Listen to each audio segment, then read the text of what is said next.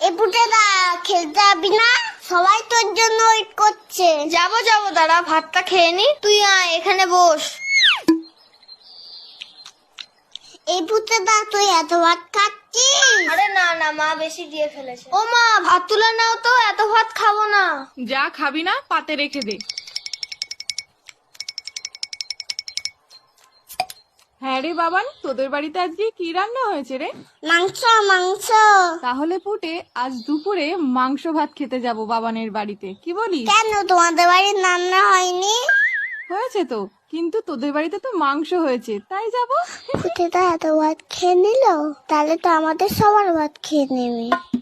হ্যাঁ মা, যাবো যাবো। না আমি তো মিথ্যে কথা বলেছি।